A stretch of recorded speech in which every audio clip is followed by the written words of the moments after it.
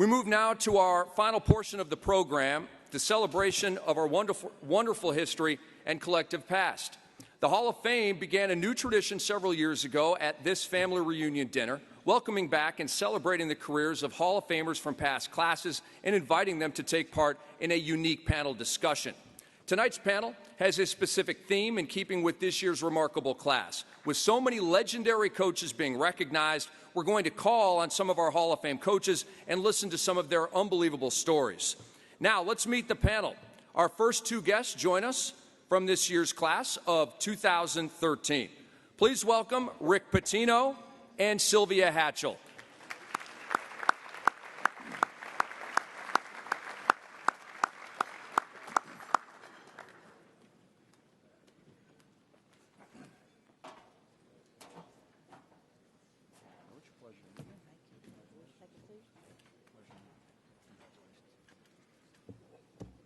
Next, from the class of 2007, Chancellor.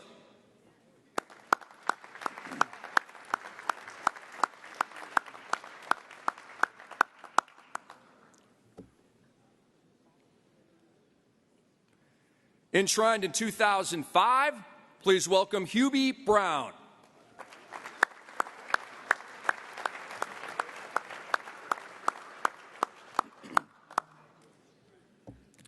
And from the class of 1992, Dr. Jack Ramsey.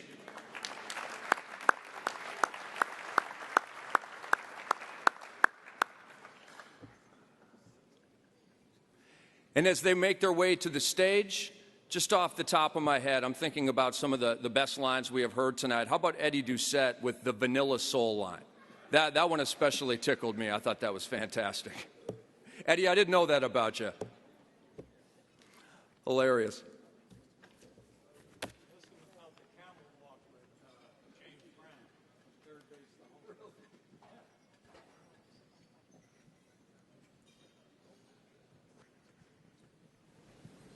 So, coaches, how are you? I don't know about the rest of them. I'm great.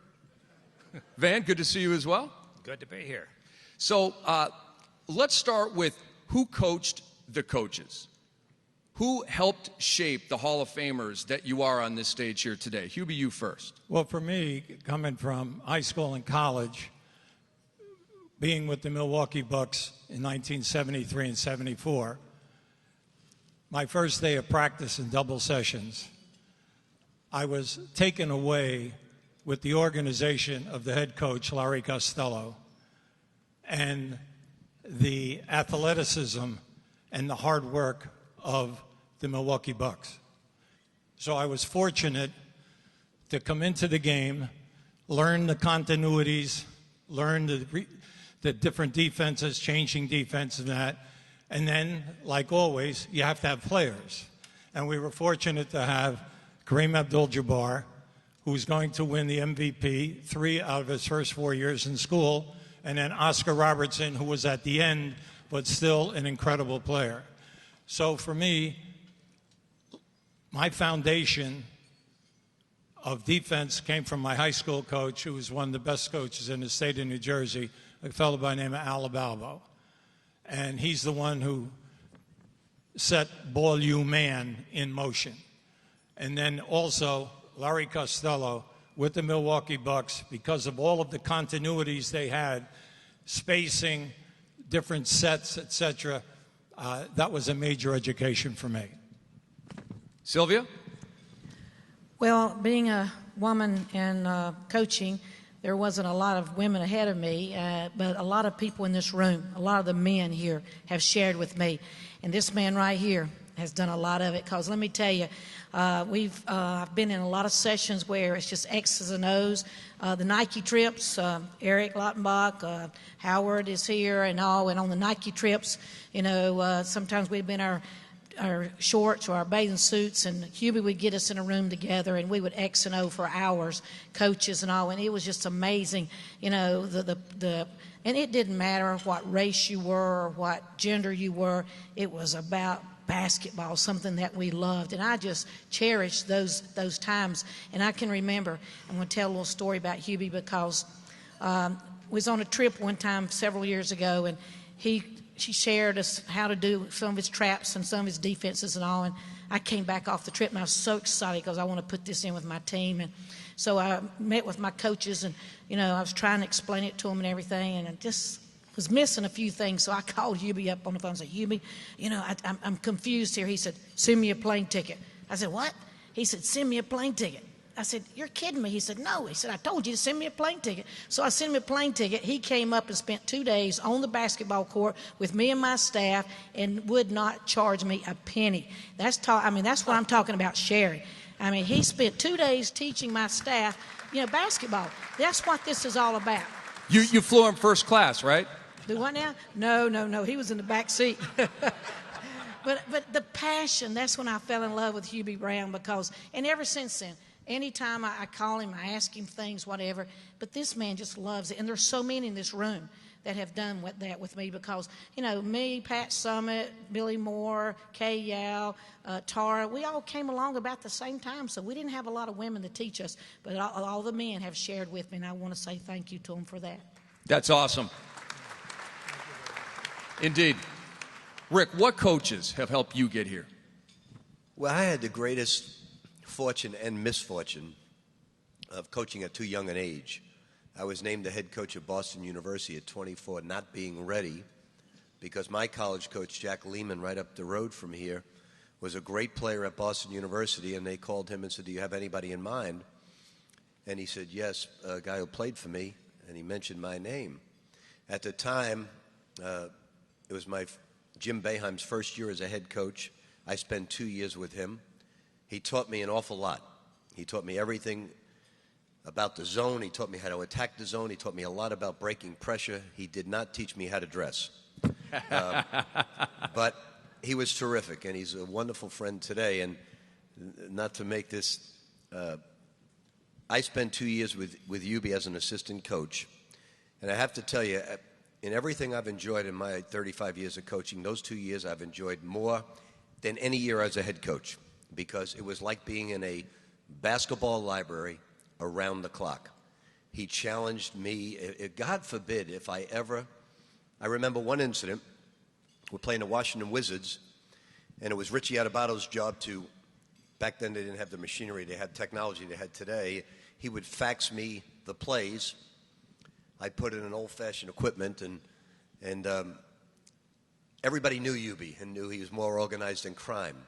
So it was a lot different back then. So they would change the plays on me, and Hubie would snap his fingers at me. What do you got, kid? Because he yelled 4 down.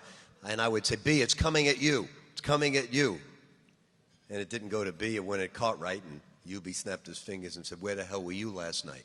And he challenged you every day, and really it was like being in a basketball library. So Jim Boeheim and Hubie Brown have had the greatest influence in my life, and being an assistant coach was 2 of the greatest years is the greatest compliment I could ever give a coach, and that's what he meant to me.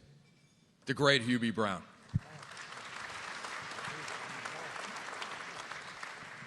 Van, what coaches have helped you get to this stage tonight? No doubt in my mind, the former Mississippi State coach, Babe McCarthy.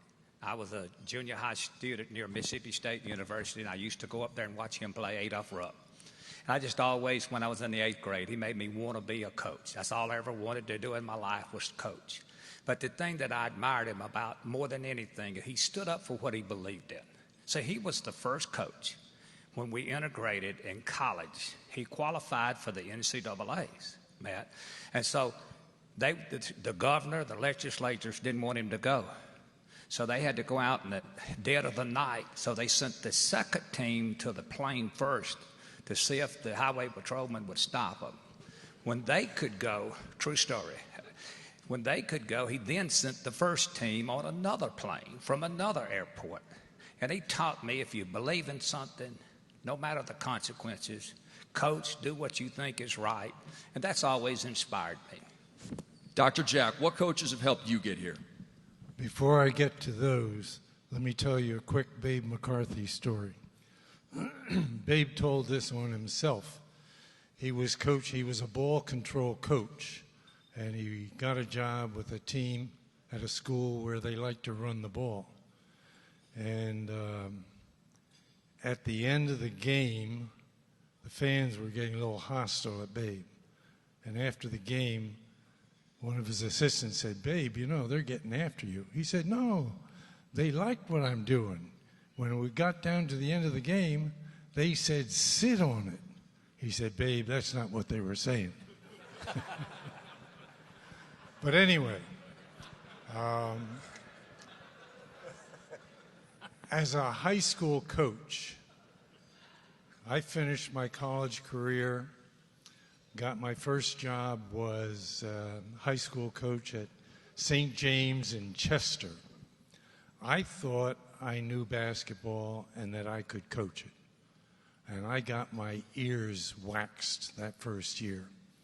So I went to the NCAA library and got all the Final Four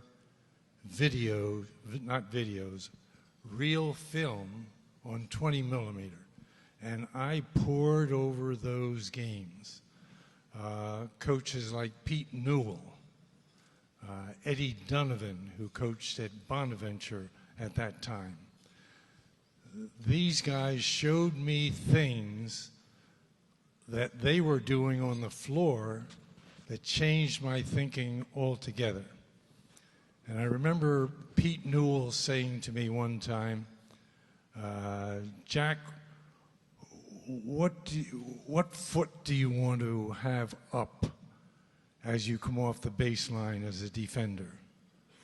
And I said, "Pete, I don't think it matters. I want my guy to get up and stick him." He said, "You don't care what foot is up?" I said, "No." He said, "Well, think about this."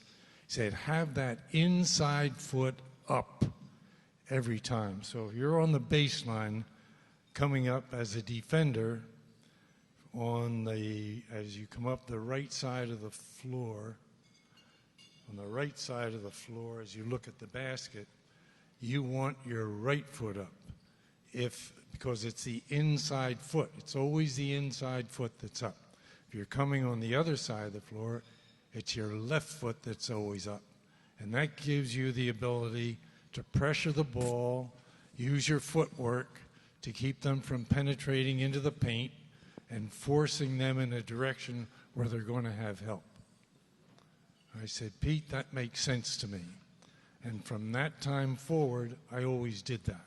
Made a big difference in the defense that my teams were playing and in actually how we won games. We won games with our defense.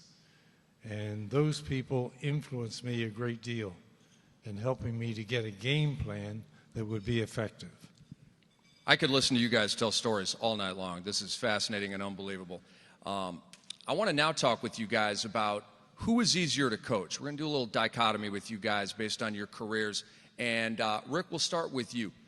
Who's easier to coach, the pro player or the college player? Well, since I did such a great job in Boston, you know, it's relative because when I was coaching the Knicks, I had Patrick Ewing as a 4-year graduate at Georgetown, Mark Jackson as a 4-year graduate, Oak, Gerald Wilkins, Johnny Newman, Ken the Animal Bannister, Rick Carlisle, and they were all 4-year graduates. So although they were young, they were very mature, and we had a blast together. It's different. Fast forward 10 years later, I'm coaching some young guys who did not go through 4 years of discipline and who did not go through certain things. And there was more of a sense of entitlement. They were great guys, but it was totally different. And the modern day player is a little bit different. And I say this, a little story I was going to tell tomorrow, because I asked Patrick when we traded for Charles Oakley, I said, "Patrick, what do you know about him?" Because we just got him. He said, "Rick, you better call Chicago on him. Really tough guy. Butted heads a little bit with Doug Collins, and he said his M.O. is he'd either kill you or kill for you." And I said, "Really?" And then I knew the size of Oak. So Did you like that? Well, I met Charles at the airport, and I picked him up, not to train, and I picked him up, and I just said, Oak, I understand you're coming in from Chicago. We're delighted to have you. Just let me know what plays would you like me to run for you this year? And I sort of knew how to deal with Charles Oakley right at that point. And but the guys are different, but as generations move by, there's not a whole lot of difference, but the game is different. The pro game is totally different than the college game. It's almost a different sport. It really is. You know, I learned so much of it from Hubie, but the college game is so different. The timing's different. The length of the season is different. The temptations is different.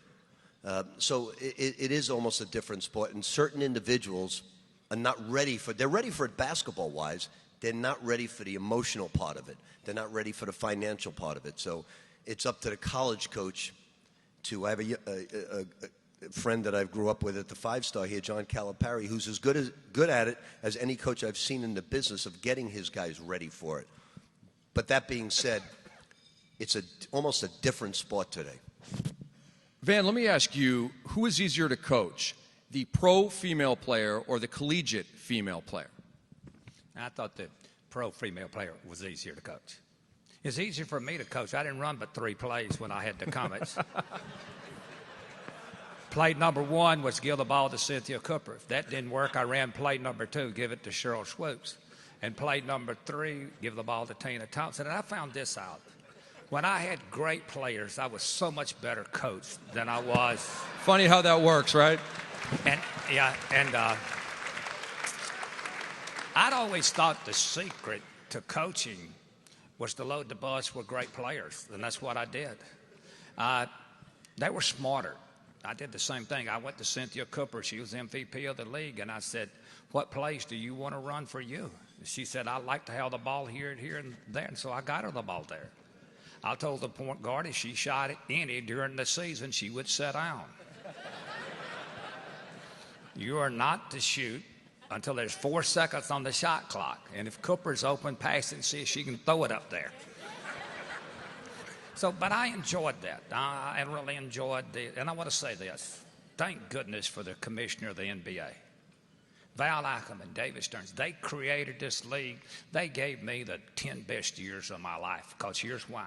When the season's over with, I don't see them anymore. I don't have to see after them 24/7, 6 months of the year, the off season. They go their way. I play golf. That's fantastic.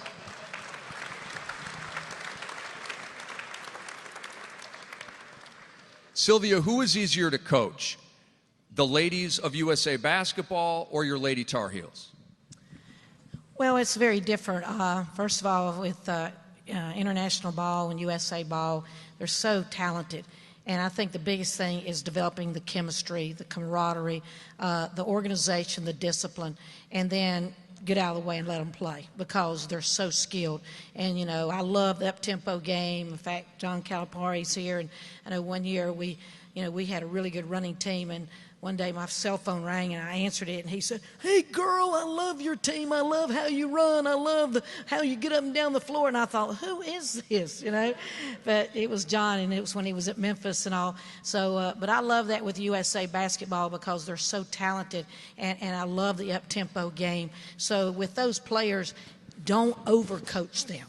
Don't overcoach them. Now with the college players, you know, it's more about dribbling, passing, and shooting, and teaching the fundamentals and all those things that I learned from Hubie. This is turning into the Hubie show, isn't it? Kind of like how the way this is going. So Hubie, who is easier to coach, Bernard King or Artis Gilmore? And before you answer, remember that they're both Hall of Famers, and they're both here tonight. Well, first of all of your offensive philosophies, they all work when you have Bernard King, when you throw him the ball in the post or in a one-on-one on a clear out. And Artis Gilmore, for me, when we won the ABA championship in '75, was the most valuable player. And the numbers that he put up point-wise and rebounding and shot blocking had to be an all-time record in the ABA. So I'm indebted to both. But here's what you learn about guys. Tonight, when Bernard and I met, Rory Sparrow, our point guard with the Knicks at that time, is here this evening. And I'm laughing because I told Bernard, I said, look, it didn't matter how many times we called your play. I said, if Sparrow would have gone the other way, I said, you wouldn't be here tonight. You know. But Bernard then rattles off 7 different plays that we ran for him with the numbers. What I found out was that when you have an Artis Gilmore and a Bernard King, that every day at practice, they're there. They don't miss practice. They don't step out of practice. They don't question what's going on. They run all of the offenses and defenses that you're doing because they're all about winning. And that's what we had with Bernard in New York, and it was a shame what happened with the ACL, and I know that you're all, privy of what he accomplished. But when you get a Bernard King, and he averages 26 a game at Tennessee with 12 rebounds a game and shoots over 60%, I was fortunate to give the banquet speech to the Ernie and Bernie show at Tennessee. And afterwards, the 2 coaches told me that the greatest practice player in the history of the University of Tennessee was Bernard King. And fortunately, many years later, here he is. He comes to New York, and that's exactly what he was. He was a great practice player, and then as a closeout guy, he was the main guy that you wanted to go to because the shooting percentages was still there. When they talk about the 2 back-to-back 50 games on the road, that was 20 years ago. Will Chamberlain did that. Bernard King was 40 for 58, shot 69% in those 2 games. When they talk about his year that in the 5th and in the playoffs against Detroit and Boston, that incredible 12-game period, he shot over 60% and scored over 40 in 5 of the games against Detroit, and then over 40 twice in a 7-game series with the Celtics. You say, why are you bringing this out? Because he made us look good as coaches. You could go out all the offensive philosophies you want, all the different sets that you want, and the execution is there, and if the ball doesn't go in the basket, we all know the players win the games, the coaches lose the games at the professional level. I was very fortunate to have 2 primetime guys who were all about winning, all about practice, loved by their fellow teammates, and then under pressure, deliver. That's what it was all about. That's fantastic. Unbelievable. Eddie Doucette earlier tonight said he was a sponge. That's what I am right now. This is just unbelievable. Dr. Jack, if you thought the question to Hubie was a bit loaded, wait till you hear this. Who was easier to coach, Bill Walton on the court or Bill Walton off the court? I didn't bother coaching Bill Walton off the court. But he was among all the great players that I coached, and it's a privilege to do that, to be able to coach great players. Bill Walton was number 1 in following the direction that you wanted the team to go, lead the team. I can still remember Bill at a timeout. I used to sit the 5 guys down on the bench, and I would squat down in front of them. And Bill, because of his size, would sit on the end of the scorer's table. And out of the corner of my eye, I could see him nodding in agreement with everything I'm saying. And then when I finished, he would say to his 4 teammates, "All right, now let's go do it, God damn it." That's the kind of guy he was. A magnificent basketball player. During the championship year that we had at Portland in '77 and the next year until he got hurt, I think he showed the skills that no other center had shown in all time. Highly skilled, passing, the greatest passer ever, a great defender, not only shot blocking and rebounding, but guiding his teammates. I got you in back. Watch the high pick. Watch the high pick. I got you here. He would be directing his teammates defensively. And then on offense, get the ball off the defensive board, hit the outlet pass receiver before his feet touch the floor, and then run the lanes in the fast break. He was incredible. You can't have a better player than Bill Walton. One of a kind, Bill Walton. Dr. Jack Ramsey, Van Chancellor, Rick Pitino, Sylvia Hatchell, Hubie Brown, thank you so much for sharing your thoughts, your stories, your wisdom with the great audience we have here and everybody on NBA.com. Thank you so much. Enjoy the rest of the weekend.